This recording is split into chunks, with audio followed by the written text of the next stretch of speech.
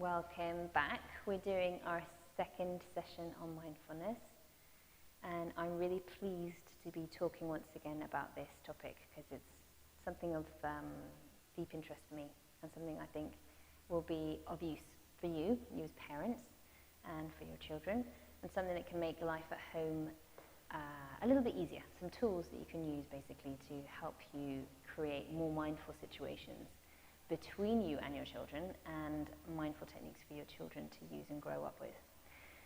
So we spoke last time, if I do a quick recap, about mindfulness being about awareness, attention, and being non-judgmental.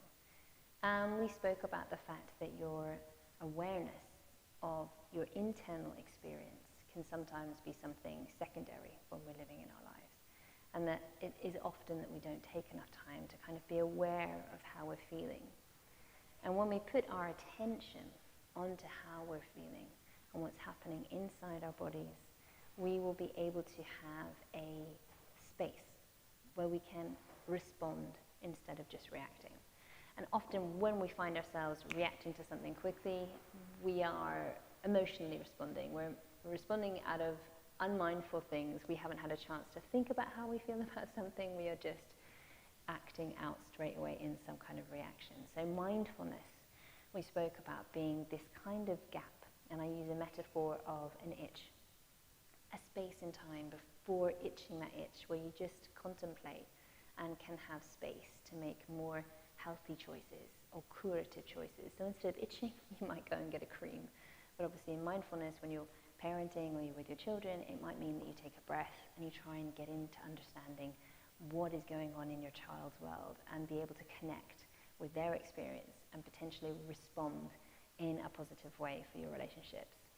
And the key that we spoke about was non-judgmentalness. So not judging the situation for how you would like it to be, because that can cause frustration, but to accept the situation for how it is.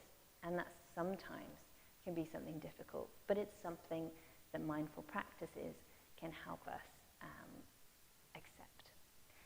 We did a short mindfulness practice together, which was in a seating position, and we did some mindful breathing and some mindful listening.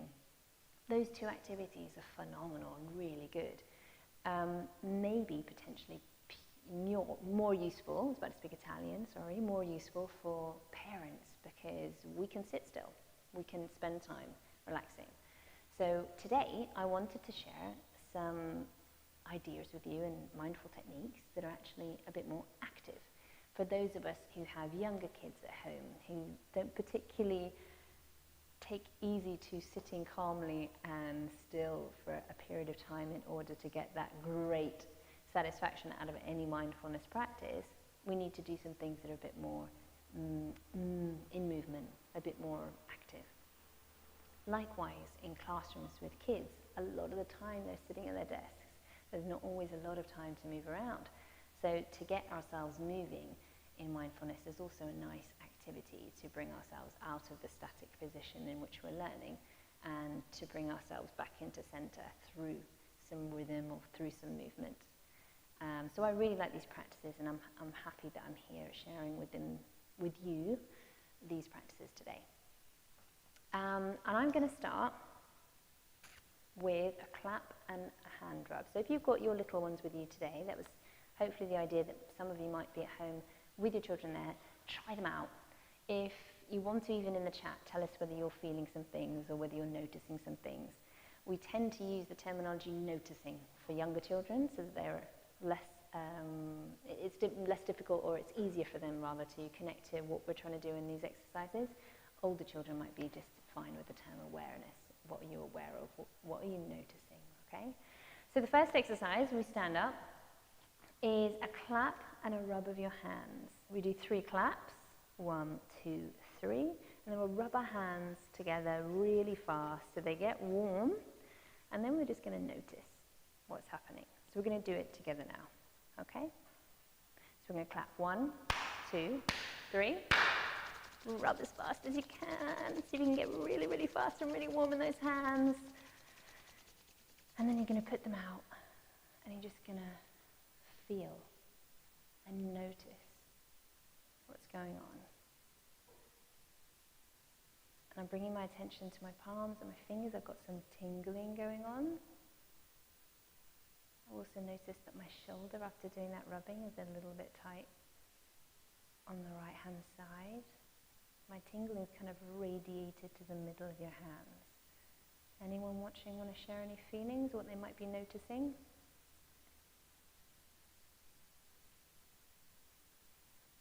And that feeling can stay for quite a while, or some of you might have lost it already. And if you've lost it already, you can just turn your hands into a thumbs up. So let's do it one more time.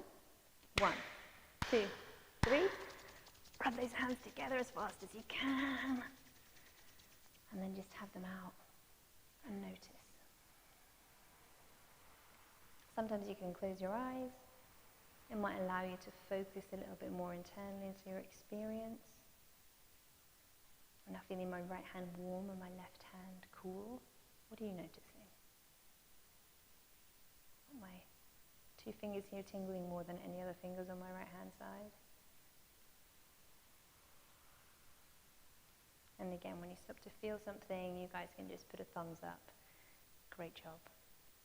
Some of you may be still feeling something, don't worry, so am I. It keeps going on for a long time. So that's one technique that you can use in a moment in which you need to help your kids have a little bit of a moment of coming back into whatever it is that they need to internalize and just be at one with themselves again and have that mindful moment.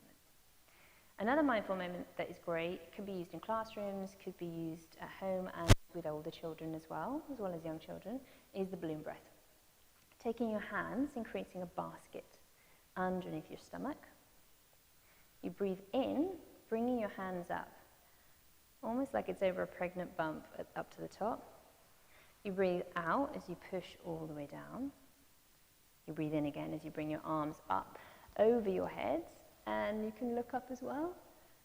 You can have your eyes closed if you feel more comfortable with your eyes closed, and you breathe out as you bring your arms down. Let's try to do that together. Basket between our hands, underneath our stomachs. Breathe in. Breathe out, push down. Breathe up, arms above our heads, and maybe our head goes up there too, whenever feels comfortable. And breathe out, arms down. And then you can ask yourself, what am I noticing in my body? I'm noticing some tension in my back. I'm noticing some tension in my arms when I pull them down. I don't know if you've got similar feelings going on and what you're noticing. I've also got a feeling that my head is a little bit more aware to me, or I'm noticing it more than I did before. So let's try that one more time. Basket hands underneath your tummy. Breathe in and make a bump underneath your chest. Breathe out, pushing down. Breathe in, arms up and above your head. Maybe your head goes too. And breathe out, arms down by your side. Lovely. So you use these exercises not only to notice your body, but also to move the stress around your body.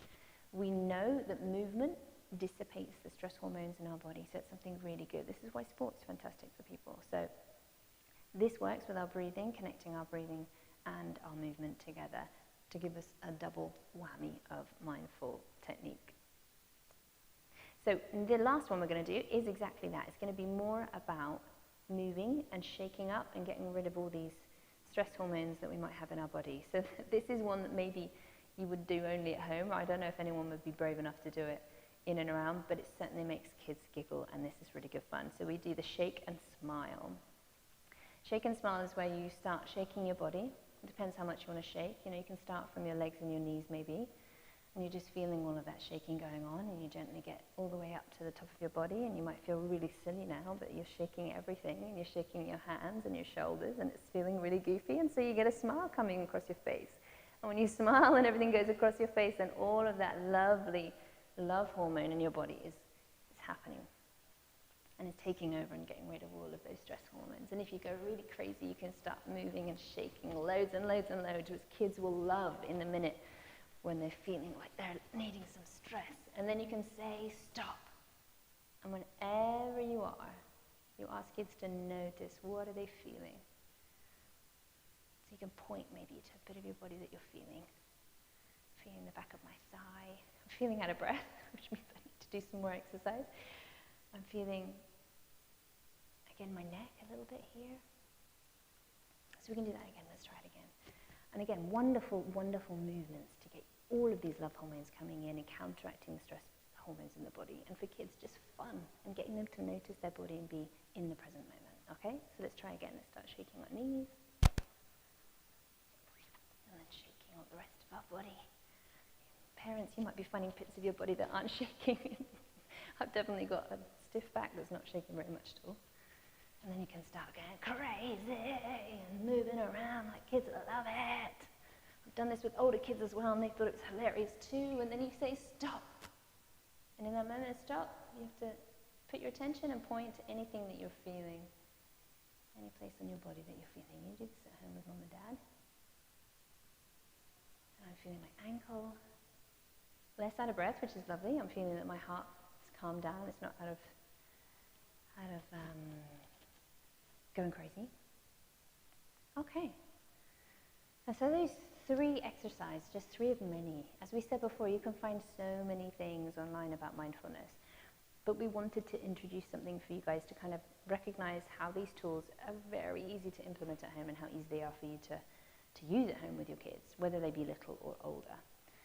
And so if you want, I think we could probably finish just with a really quick relaxation mindfulness practice to just see whether maybe since we've done these things together, some kids will be a little bit more interested and open to doing a little bit of mindful breath and mindful listening.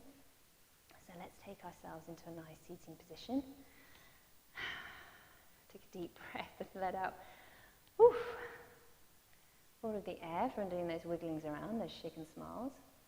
And just get into a comfortable position, and if you feel happy, close your eyes, relax your shoulders. Take a nice breath, releasing all the tension in your body. And just choose 3 sounds in the room to focus on.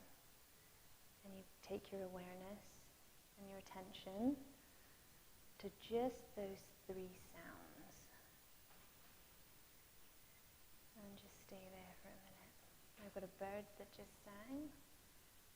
I've got someone talking in the background that I can hear faintly. And I can hear the sound of a fan working. And I'm sure you can all feel, if you manage to do this, how your bodies already become really still and your breath is relaxed and smooth and your heart rate's dropped. Even if you do this just for a couple of minutes, because it will be harder for kids to do any more than that, it's wonderful for your body and it gives you great benefits for your mind. So, thank you very much. I hope they are useful for you and that you manage to put these into practice at home. And I wish you the very best with adding some mindful tools to your parenting at home. And thank you.